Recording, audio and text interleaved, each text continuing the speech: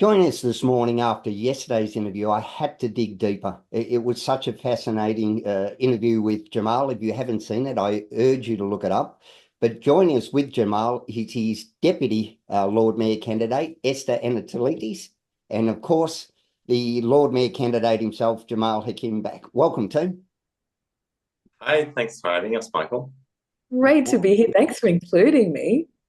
How could we not? Now, I dug further into your policies. It is so great to see actual detailed costing, common sense, achievable, because some of this stuff has actually happened in other districts, in other countries, and it has worked. We're not reinventing the wheel here, are we, team? Not at all, Michael. This is all proven policies based on what's been done globally. It's been experimented with a Melbourne flavor. It's making sure that it's also locally responsible and possible. And so we've worked with people on making it sure that it is made for Melbourne and using global expertise. Because that's what we need to do. We've got to make sure that we're innovating by looking at what's happening out there, what have we got in our environment, and making sure that the solutions are fit for purpose. And that's what they all are. And that's why I'm really excited, because they all also work together. They're integrated solutions. Again, I'm going to throw that phrase around, common sense. Achievable Exactly. common sense. Now, Esther, I'm going to throw this at you. Let's go straight to the deputy, just in case, Jamal falls off the perch and, plane crash, anything could happen. Jamal, He's not going anywhere. Esther, I love the arts policy. Can you tell me a little bit more about the arts? Because as an avid dad into the city, Acme Gallery, State Library, the art in our laneways, this is the stuff that on the surface, it may look like window dressing, but it actually gives Melbourne its soul and its character. Can you tell me a little bit more about the arts policy? There are definitely some other cities in Australia that approach the arts as window dressing, and that's where they fall down. Melbourne has long had that reputation as being the arts capital of Australia. But of course, the last few years, certainly following the pandemic, but also before, with increasing cost of living and a lack of really properly integrated policies, we've been seeing artists and arts organisations and other non-profits leaving the city. We've been seeing artists leave. We've been seeing festivals and community organisations and makers organisations leaving. That is a huge danger, because the thing that really distinguishes the culture of Melbourne is the unique and adventurous writers, artists, thinkers, makers. We are a UNESCO City of Literature. And we have fewer and fewer writers actually based here, which is a huge problem. So we've looked at that. We've looked at the static federal funding situation, the falling state funding situation. And the first thing we're going to do is look at doubling the contested arts grants budget in the City of Melbourne, so that immediately we're inviting artists and arts organisations to be really, really ambitious about what's needed for projects, for organisations. Let's really welcome and hear from artists. We also need places where artists and arts organisations can be based. At the same time, we have got an office vacancy rate that's at a record high ever since the great 90s recession, which we all sort of, still look back on with that kind of, like, that was a time that was make or break for Melbourne. The centre of Melbourne hollowed out. And the City of Melbourne did something adventurous. They put something together called the Postcode 3000 strategy. That was about ways of embedding arts and culture, of greening the city, of looking at vacant heritage buildings. How could they be converted into apartments?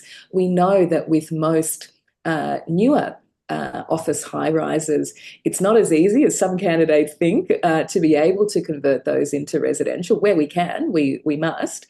But where we can't, we can actually be a lot smarter and a lot quicker with making best use of them. We've committed $2 million to really supercharge the City of Melbourne already successful creative spaces program to get artists and arts organisations into those vacant spaces, to incentivise the owners of vacant properties to get those organisations in there. And that doesn't just mean that we've got vacancies filled, but it means that all those businesses, cafes, lunchtime places that rely on getting people in the city also see their business doing even better. We're not going to go back to a pre-pandemic time. There's no going back in time. All the flexibility that everyone wants, we need to keep fostering, keep contributing to. And that means being realistic that not all those office people will come back, but artists and arts organisations need space, and so do non-profit organisations who support youth at risk and people who are homeless, and social justice organisations. So that's a couple of ways that we're going to be supporting arts and culture. A third huge one is $2 million for the Nicholas Building Association to focus on and really deliver on that great business case that they have put together for the sustainability and longevity of that building.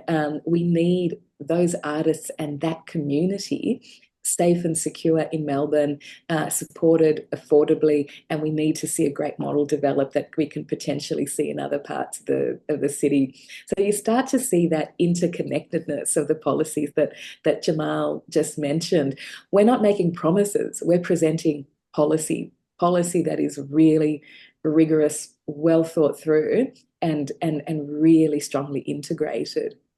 Yeah, well said, Esther. This is what I find is the big standout difference so far, is there's actually detail, costs, benefits, and the benefits flow on. So we see Melbourne come back alive. Look, the future's here, it's just not evenly distributed.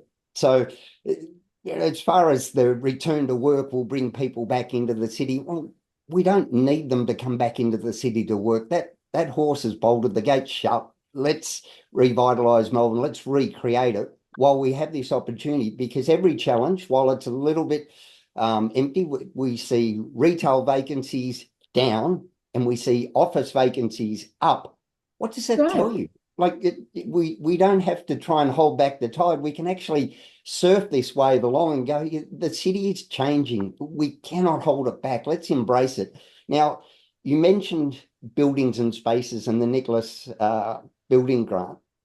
One of the things I find horrific and frightening is the potential sale of the Regent Theatre.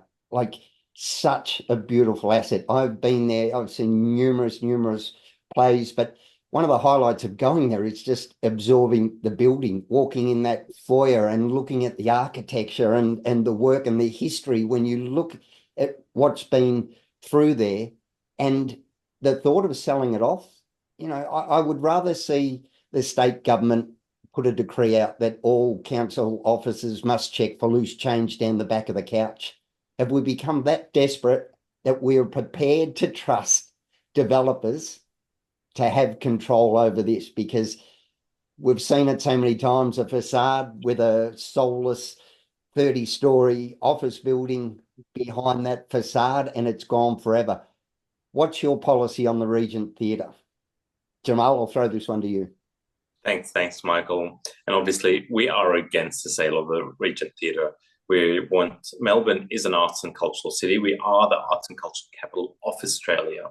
And in fact, if we don't have the arts in Melbourne, we'd just be Sydney, as I keep saying. So we've got to make sure we're supporting our institutions and our creatives everywhere, from the beginning of their journey to as they grow and deliver around the world. And it's so critical to do that. And places like the Regent Theatre are far and few in between. So we have to make sure that they're preserved, they're supported, and they're looked after. And you're completely right, Michael. The moment you put this out there and you put it at risk for being knocked down, for being built over at some point in time, because at some point someone will say, oh, the rent's no longer affordable for arts organizations. So there's only one thing we can do with it, which is build this massive tower.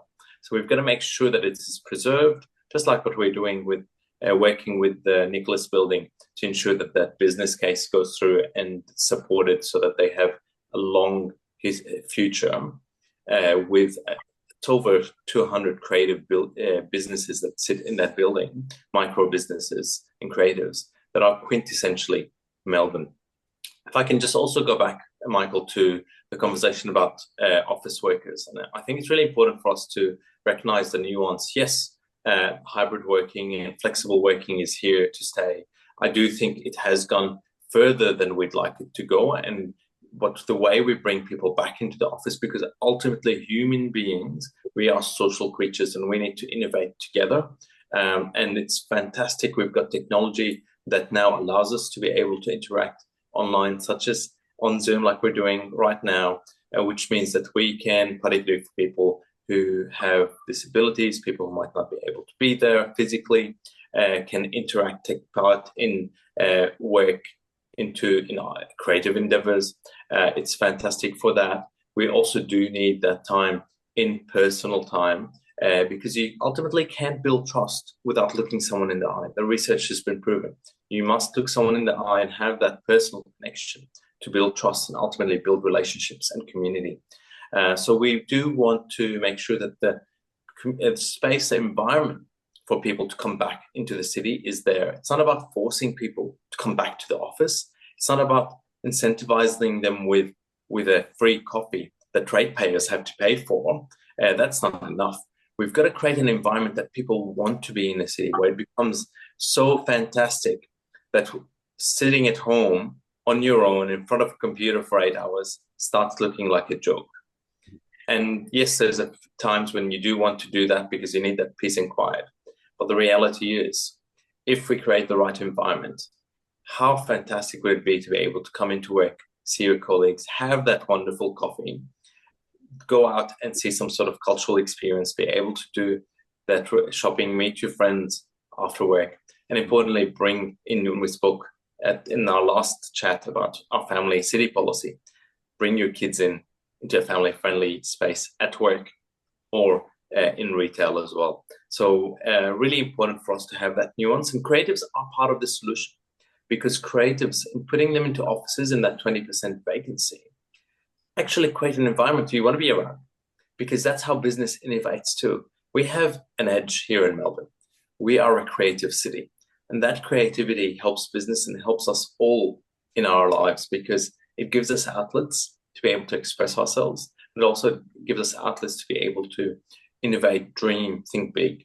And I think by bringing and ensuring creatives have affordable spaces and they're here, we also bring back office workers. We increase business access, because creatives love to be around each other. So they'll be here and everyone else will join them as well. Yeah, This is just so important, and it goes to what Jamal has led with the experience improvement districts. They're not just business improvement districts. It's all about the experience of Melbourne. With the Regent, I mean, my goodness, it is such a, other cities in the world be falling over themselves to actually own such an extraordinary asset, for that to be in public hands. We know what happens when these things are privately sold. Look what happened to the Palace Theatre on the top of Bourke Street. That was a heritage building that was renowned across Australia. It was about 100 and something years old. It was run as the Metro nightclub for a long time. James Brown played there. There's a place that is, nationally and internationally renowned. The developers were told that it was not possible to demolish it because the Heritage Protection Order. They went ahead and demolished it anyway.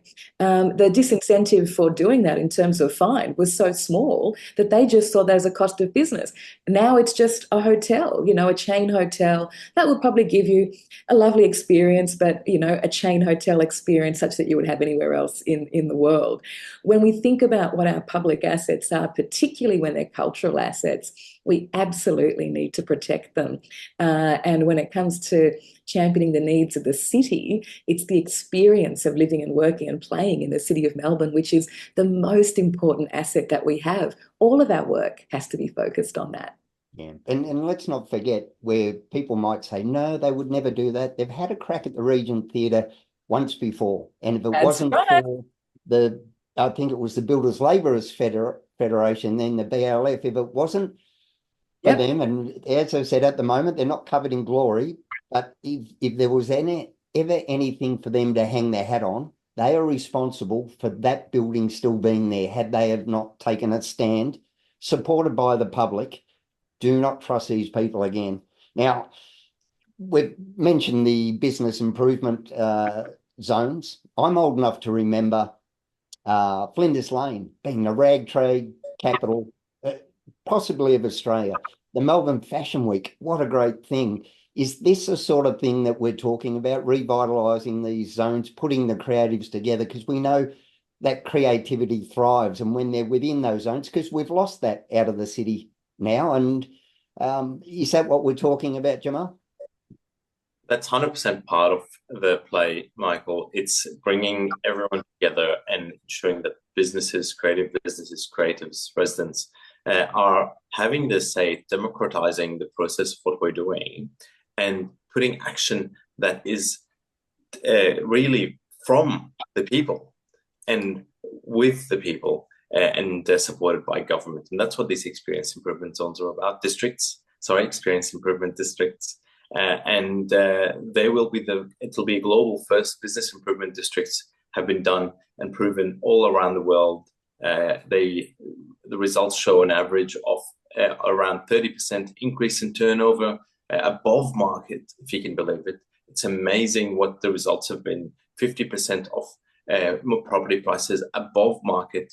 And it's just been incredible. And that's because of the way that when you have collaboration between businesses and governments, it's a PPP, and creatives. In this case, we're bringing in creatives.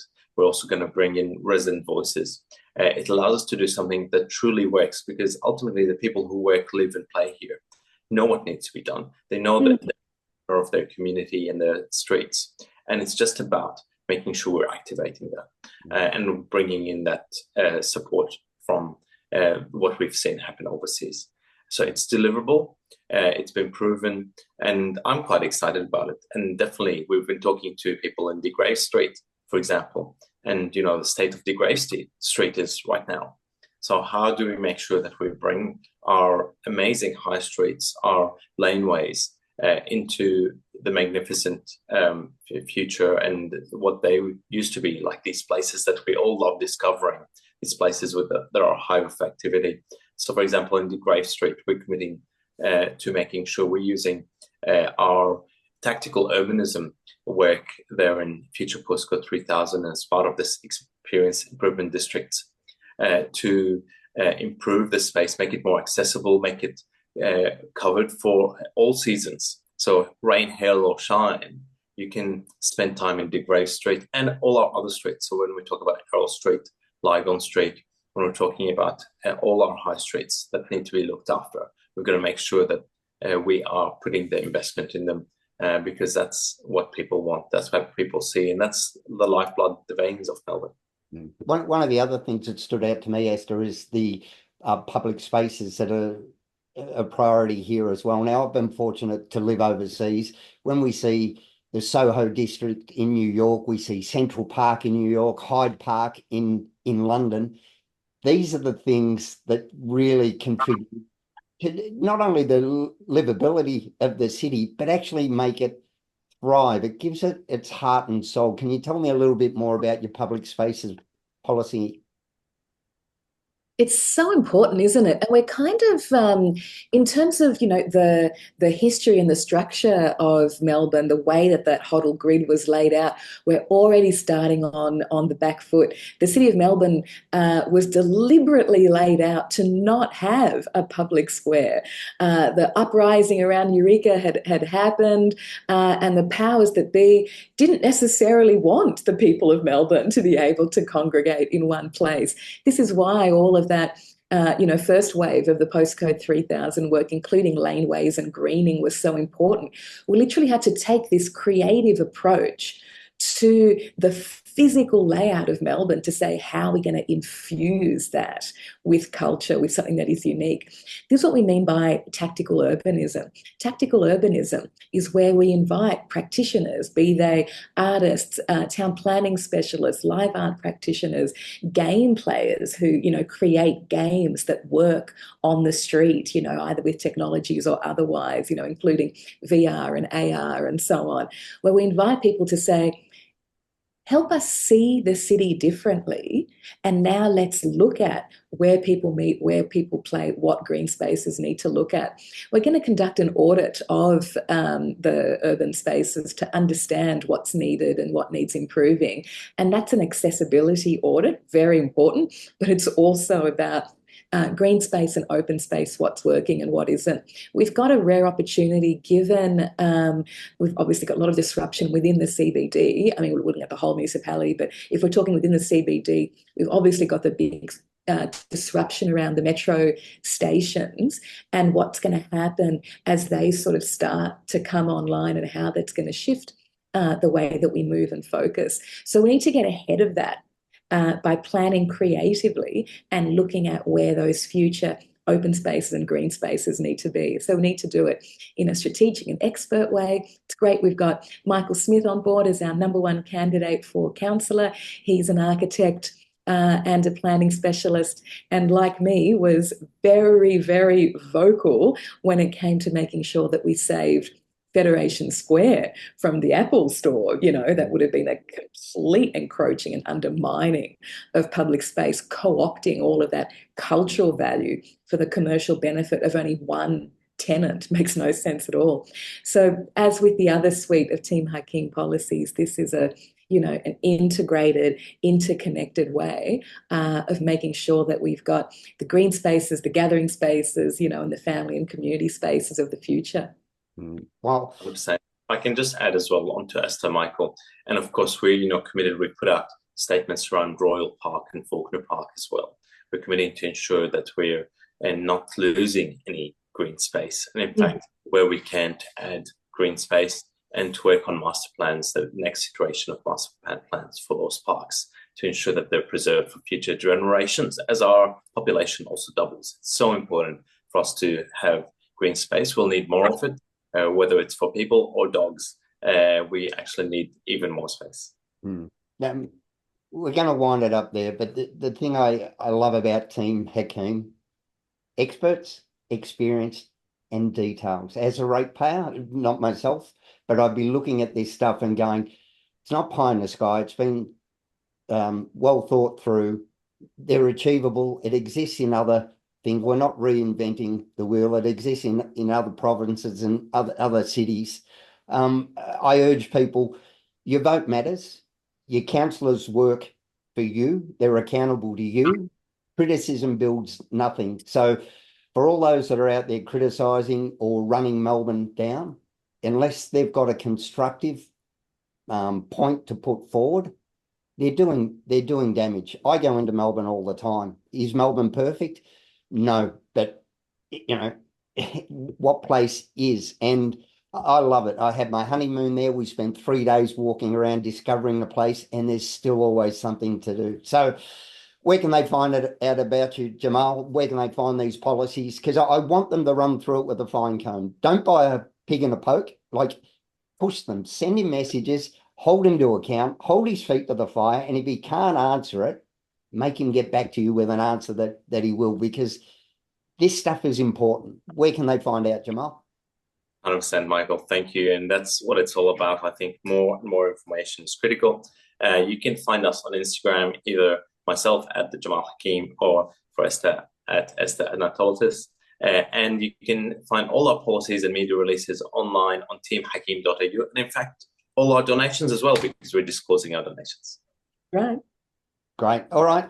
Team Hakim, thanks so much for your time. And I look forward to seeing, hopefully, the vision that you're putting forward, because it just sounds exciting. Thanks for your time. Thanks, Michael. Michael, this has been great. Thank you.